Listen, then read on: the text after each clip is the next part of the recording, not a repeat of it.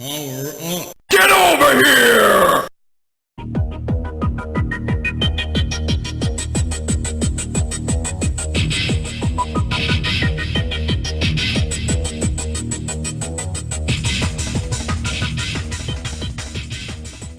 Hello, everybody out there on YouTube. Once again, it's the three middle-aged guys. This bullshit about nothing. I am the Reverend. The theme here. And Gray Mouse 1.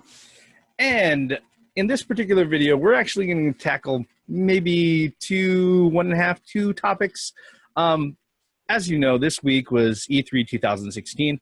A lot of big release information, a lot of big rumors being confirmed, a lot of rumors being debunked, a lot of news being generated from the biggest trade show of the industry.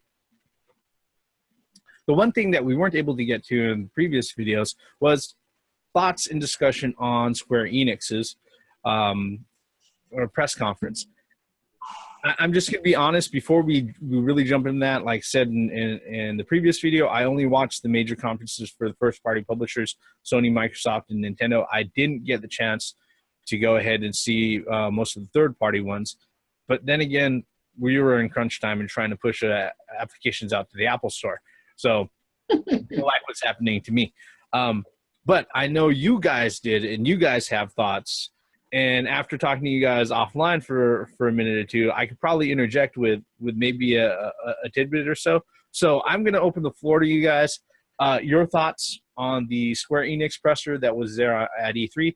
I'm expecting that they probably had a lot to show because they always have a lot to show at E3. The floor is open. Is it? Because there's not. I can't even gather my thoughts about Square Enix right now.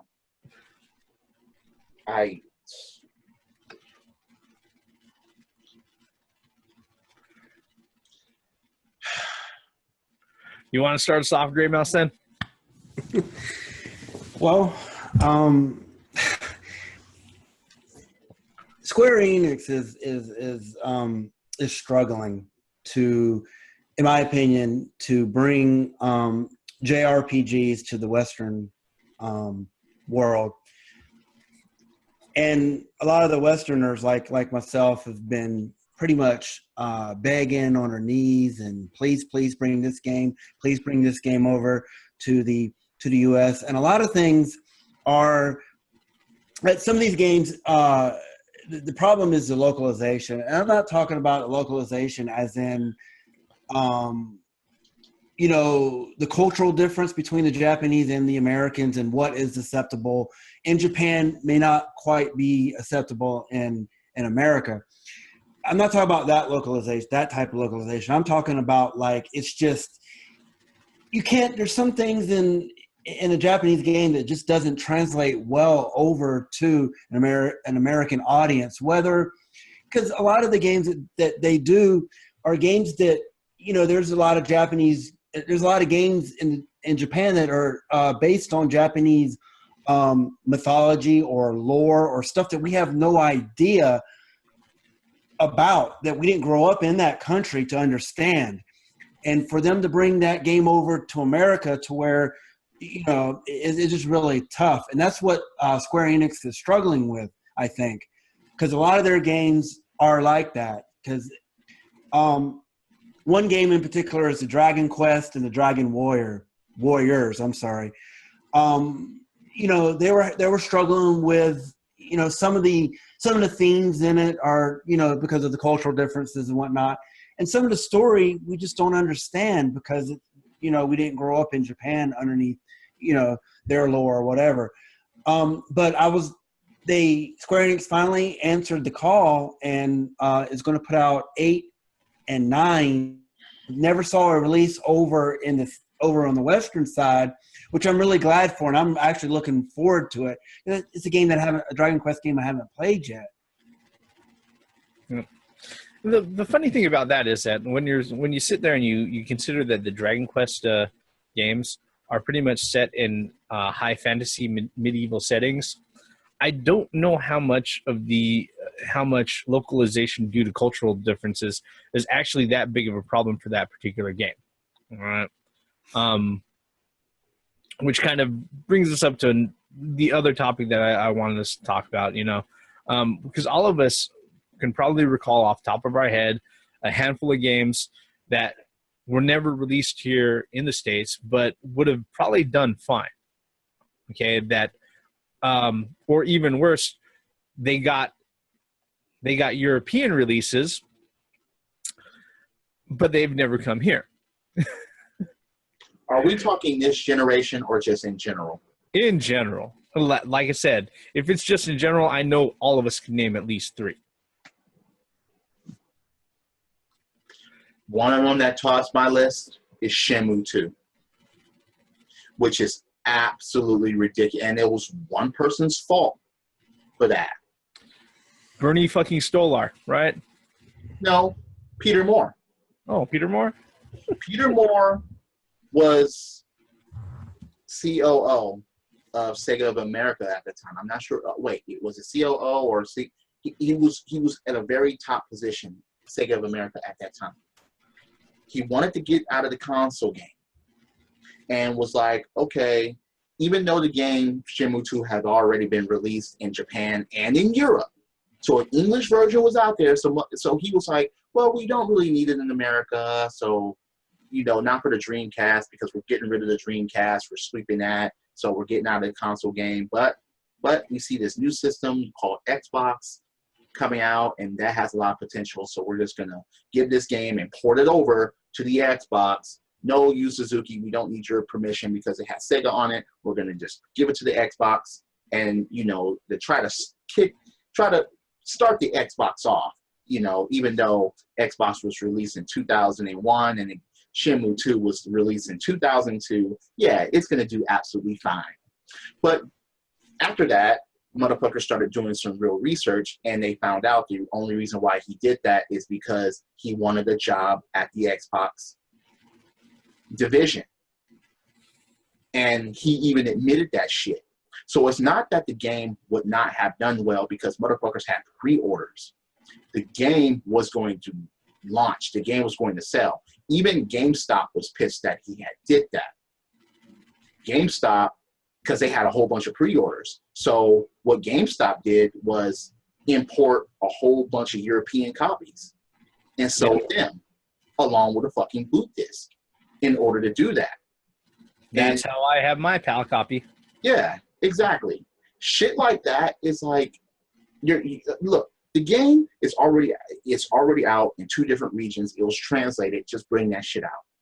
And that's what one of the real big nails in the coffin was when it came to Yu Suzuki dealing with anybody in the Western region. Pretty much that was it. And he was like, never again will I entrust these motherfuckers with my creation. No, because that's what fucking happened. Another game. Why isn't Capcom releasing fucking Miles Edgeworth? Why is the second one? Ace Attorney Investigations 2. Yep. That really doesn't make any sense to me. It just doesn't. Yeah. On top of that, a physical release version of Ace Attorney Dual Destinies. Why is there one here? Yeah. There should have been a physical release of that. Yeah. There are a whole bunch of games in Japan that could make way out here, regardless if it has a story or translation or not. It could see the light of day out here, and I don't understand why certain games don't. And the funniest thing about it is it goes the same way out there. But the main reason why you don't see like Madden games out there in Japan, they don't give a fuck about it. They don't give a fuck about Madden. Yeah. It's American football. They don't give a fuck about that really. So you'll see soccer, you'll see baseball, you'll see even basketball here and there, but football is too far and in between. That's just no. Then there was the issue with games that want to come here, but they'll receive backlash if they come here. That is a major issue too. Regardless if anybody wants to admit it or not, there are certain games that want to come here, but they are stopped because of that political correctness issue. It just is, because Japan, as Great Mouse is saying, look, their culture is hell of a lot different than ours. Look, just everyday life, in gaming, just in general, a lot of people will not understand what they like, what they dislike, and how they communicate as far as their language. There are a lot. I mean, if you've ever watched anime before, you know certain things are not translated correctly, so there's a joke that will go over your head, or you'll just misinterpret it, or you'll misunderstand. And it will be the same exact way if it comes to games. So having that been said, if it's not translated, and certain translations get lost, certain things cannot get translated properly. So that may be one of the big mishaps. But there's certain games that come out over there that would do absolutely good over here, and they just won't bring them out, which I just don't understand. Yep. That's kind of what we're addressing. What about you, Grey Mouse? So off the top of your head, anything that you've seen that's come out over there that you would have loved a physical release here in the States or localized for in English? How about the beach volleyball? Rewind 2 seconds, instant replay. Yeah, that's why I went into the tirade that I went to as far as games that want to come out here and they don't. But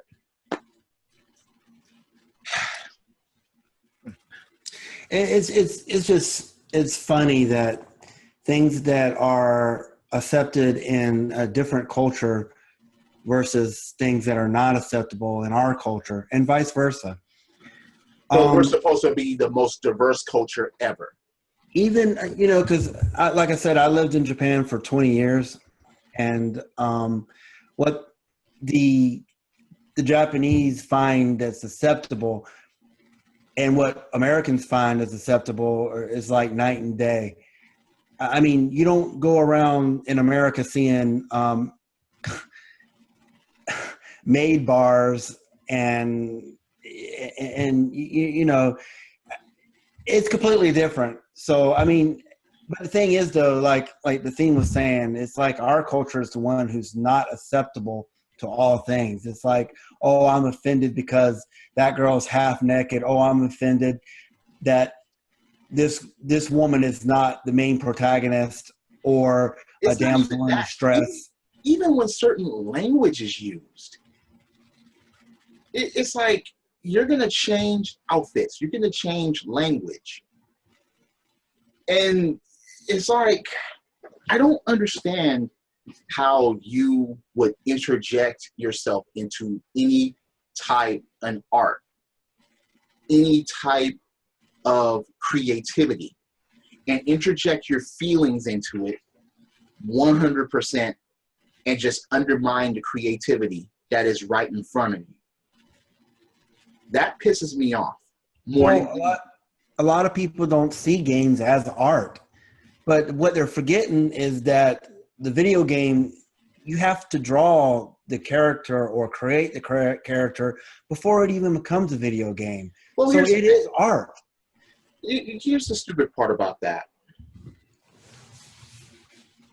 Games, video games, and gamers have diversity already.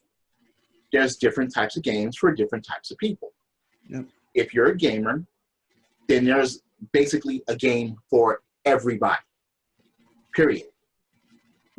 So my point is, if you're going to create excuses as far as saying, oh, let's not bring that game out here just because, no, bring those games out here. If it's successful, then the money will tell you. Especially if people have been begging for them. We're in the social media age. You have to be noticing motherfuckers that are asking, begging, knocking on your window at 2 a.m. for those games. to come out here, and people would play them, people would buy them, people would greatly appreciate them. I don't understand that. Not to continue traipsing through this this minefield, because it doesn't make any sense. That's probably the most frustrating reason why a game wouldn't come out here, when it's really being influenced by folks outside of the creative process, or even outside the publishing process, for that matter, that aren't even outside the gaming community. Yeah, too. They're not even attached to the industry in any way, or even interested in participating, are going to sit there and they're going to be catered to to the point where, okay, well, guess what? This game won't come out. Guess what? There are quote unquote politically correct and diverse games out there. You can find them. That's the reason why, indie games are such darlings to the folks who sit there and say that they want to change the gaming industry. Newsflash, they also fucking suck. Exactly. So, exactly. I mean, you can't blame us, because there are people who are making games for what they think you want. They just happen to suck. See, that's the thing about it. It's like, wait a minute. Every movie that comes out isn't good. Every song that surfaces is not good. There's nothing that's 100% as far as everything is good in each and every type of subject. Well, let me say this too. What ticks me off as well is the simple fact that you got games like Depression Quest and stuff, and they have the right to exist. But when another game comes out that you don't like, all of a sudden that game doesn't have the right to exist because it offends you. And that's where the problem is. All games, all form of media, all drawings, all comics, all movies, they have the right to exist. That's not for you to determine for somebody else. You have no right to sit there or stand there and say that that game doesn't have the right to exist because I don't like it. No, you don't have to. You cannot speak for other people. Here's the thing about it too. If something is good, again, people are going to own it. People are going to still play it or still listen to it. For itself. Yeah. It speaks for itself. Exactly. So, and everything, especially if it's meant for a certain demographic, that's fine. And that's with movies, games, music, whatever, TV shows, whatever. And there are certain TV shows that I will never watch, but I'm not going to talk shit about those that do, because it's their taste, not mine. Fine. Live and let live. What happened to that? There is no live and let live anymore. There is no, that shit shouldn't exist. It offends me. Oh! And it's sickening because it's like, okay, wait, you complain about nothing is being diverse, but you want to get rid of shit? That doesn't make any sense at all. But we're going off topic here. Games that should have been here. Games that you wanted to be here. Games that we just was like, bring that shit here so I can buy it and play it and understand it because I want it in a different language and my shit is not fucking... Yeah. My system, I can't play it on my system because it's fucking region locked. Whatever. There's a particular game that comes to mind right off the top of the bat that you can actually get a hold of a physical copy now. But I would say that it's probably in that gray area of legality as far as the reproduction and everything of it is, and that's Seiken Densetsu 3. Secret of Mana 2. You can get a hold of a translated version through any of the repro type businesses that are out there, and like I said, it's really in a gray area of legality of where they're at. But that was one that was, considering that particular time that Square Enix was just pumping out hits left and right on the Super Nintendo, and I don't recall people disliking Secret of Mana. It just made sense that it should have come out here. And man, when I first was introduced to the mainstream gaming media, when it was still actually about games, when they printed physical fucking magazines and paper. I remember reading and seeing the articles about Seiken Densetsu 3. Oh, you don't know what that is? Well, it's actually the Secret of Mana series. So this is the sequel to the Secret of Mana. And then they sit there and they're like, oh, the first one had 3 characters. This one has fucking 7. Okay? You have multiple fucking endings. They're not only can they grow, but they've got different fucking classes that they can go to based off of alignment and everything. And I swear, for the longest fucking time, it was like, fuck, I never got around to fucking playing that. And it would have been really, really hard for me to go ahead and do that. Short of the shoddy excuse for Japanese classes that I took in junior college. But, lo and behold, emulation, that came out.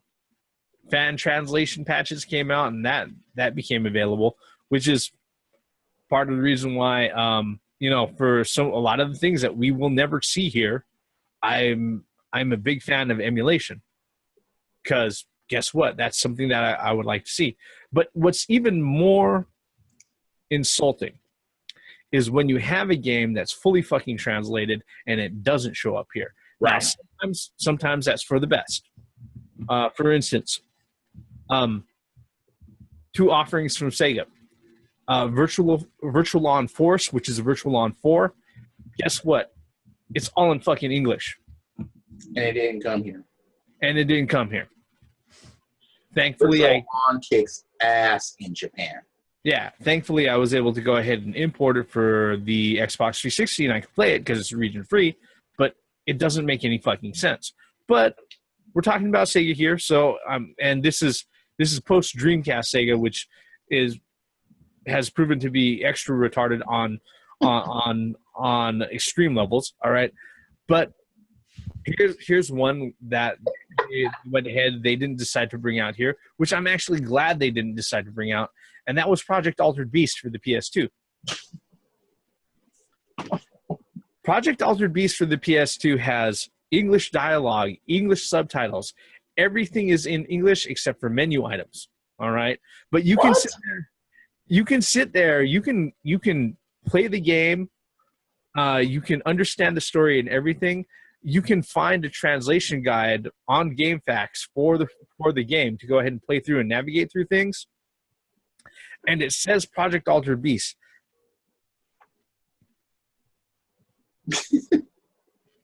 It's not Altered Beast. It fucking sucks. They tried to turn it into a Resident Evil clone where you're, instead of being resurrected by the gods and having a mystic power to change into the animals, you get infected by different viruses in order to turn into different animals.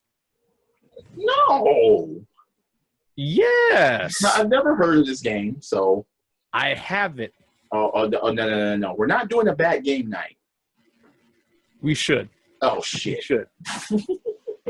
That'll give us a reason to go ahead and bust out the video capture equipment and actually record shit and other things like that. All right. You know what? That's an idea. I'm all for that. You know what? I stand corrected. I'm all for that. That shit would be hilarious. Yeah. Let's see here. We already mentioned Shenmue. That's out there. There were more Mother games past Earthbound. Yes, there were. That never showed up here. Yes, there were. And I understand that, it's the JRPG genre is considered a niche genre, but after Final Fantasy VII came out and it broke the fucking genre right open to everybody, it just didn't make sense to me that they didn't decide to bring any of the other fucking games, even the ones that went on portable, here to the fucking States. If anyone's watching this and that maybe thinking, why would you care about these games or whatever, think about your favorite franchises that got sequels. Imagine if those sequels never came out here. Just think about it. If you're a Halo fan, imagine if Halo stopped at 2 with that fucked up ass ending and Halo 3 never showed up. Imagine, I don't know, if you had, other. What if Final Fantasy stopped at 4 and you never got to anywhere else? Or, okay, I would go and slap the fuck out of everybody that works at Nintendo if this happens. What if a Metroid gets released and it's only for Japan? That would piss off every Metroid fan that's out in the West. Well, another gaming series that I enjoyed them is the Suikoden series. Actually, they continued to pass more games in Japan than they did here. Mm-hmm. So that's one of those games that you collect the runes. Yeah.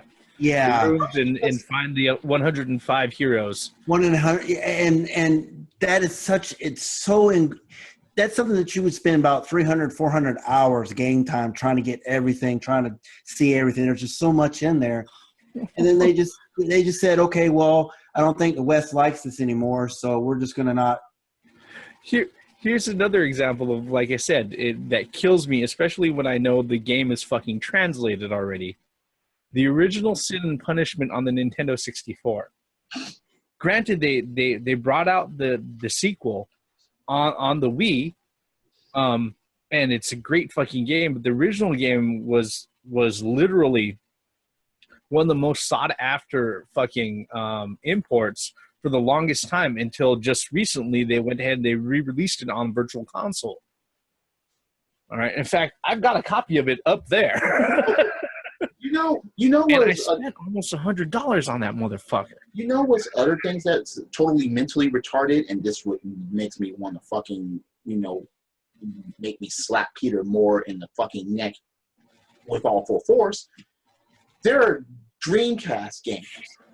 After the Dreamcast ceased production in the United States, it kept going in Japan. Yep. For years. Yep. Not just months. No. Independent developers out there kept cranking out shit.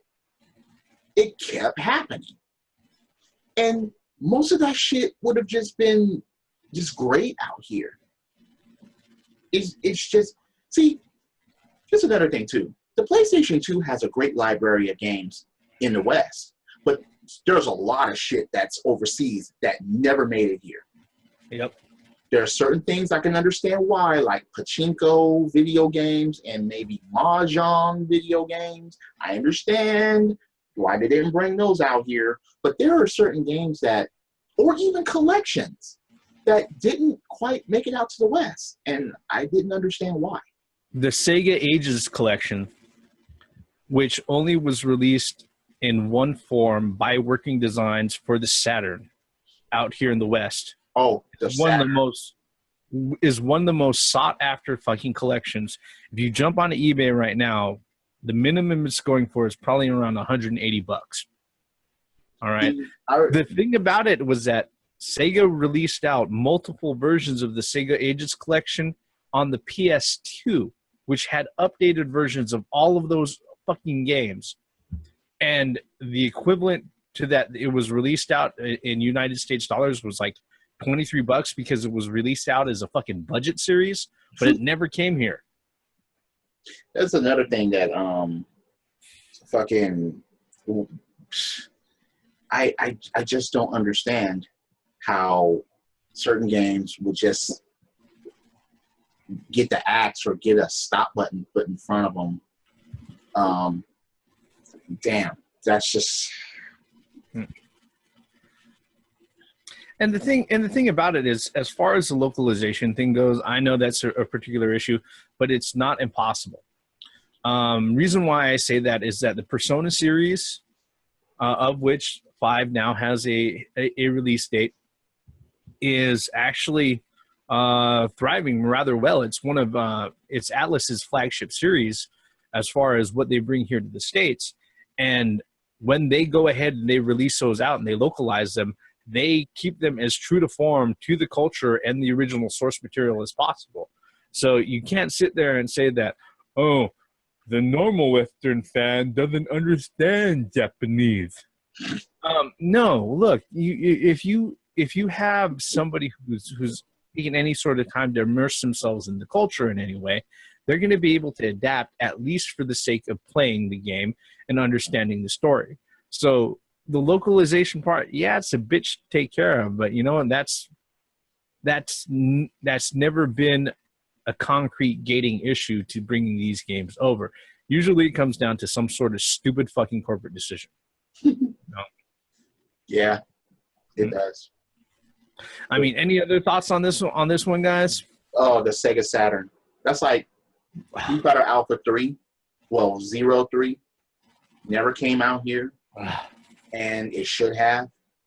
I mean, the Sega Saturn was just ahead of its time as far as the games. I mean, it had if you were a fighting game fan like I am, like X-Men versus Street Fighter, Marvel versus Street Fighter, you know, those were perfect on the Sega Saturn. And I wanted to actually choke some people out that people said that they were better for the PlayStation. Yes, in Japan, there were motherfuckers in the military, in the Navy, along with me and Grey Mouse, that were saying, the PlayStation version is better. Seriously. They must have not played the same games you and I played. No. They're so embedded with fanboyism that they didn't care. Look, brick wall. No, wasn't it? Adamantium wall. Wasn't it it's X-Men and Street Fighter also, right? On the Sega Saturn? That's what I mean. X-Men versus Street Fighter, Marvel versus Street Fighter, Street Fighter Alpha 3. No, they had their adamantium walls up like Hillary Clinton supporters, and then just you couldn't penetrate with logic. No. It common sense logic, no, it wasn't getting through whatsoever. And I'm like, yeah, no, that's just ridiculous. Yeah. Well, you know, for my closing thoughts is that localization is a problem. The American side of the house don't get to see the great games that are available in other places, not just Asian countries, European countries as well. And it's a damn shame that it's, you know, like the Reverend said, 9 out of 10 times it's because of the corporate bean counters. Just one, they don't think it's going to be popular enough to make a profit. And then they throw in that excuse or that card that, oh, well, I don't think the Western people can adopt to the themes that are presented within this game, you know, which is a bunch of bullshit. It just goes to the bottom line is that the corporations just don't want to spend the money or the time to port it over, not port it, but to, translate it over to the other side. And we as Western gamers suffer for it. But what's beautiful about that was then, but what's beautiful about this generation, the recent generation in gaming consoles is that the only one that is still region locked, I think, correct me if I'm wrong, is Nintendo with their Wii U. Everything else, Xbox and Sony are all region free. Even the Xbox One? I thought the Xbox One is region locked. No. Yeah. It's all region free. Unfortunately, the 3DS is region locked now. I don't know why. Yeah. I really don't know why. And those are some hurdles that we need to get rid of, because I mean, even though if I play a game or if I want a game that is from a different country, I will go ahead and take the time to import that game. Yeah, maybe I wouldn't understand what's written on the screen or whatever, but we live in a society where everything's at everybody's fingertips, and somewhere somebody translated that game to a point to where you could actually understand what's going on, whether it be just the menu screen, like you were saying, or a virtual on, or straight all JRP or RPG from China or Europe or whatever. I mean, there's enough people in the world that's translated this stuff. And to concur with what you're saying, the fighting games that I have for the Dreamcast aren't Japanese. Yeah, you're right. I mean, there are games that are not word locked. I mean, you could understand what's going on without even reading the menus. Well, if I don't know how to throw a Hadouken by now, that's just... There's no excuse for region games or for localization or for a game to not to be localized. You know, you would think that a big company would want their game out as the far reaches of everywhere of the earth to make more money. That's more profit. I just don't understand. Gaming should be a borderless, I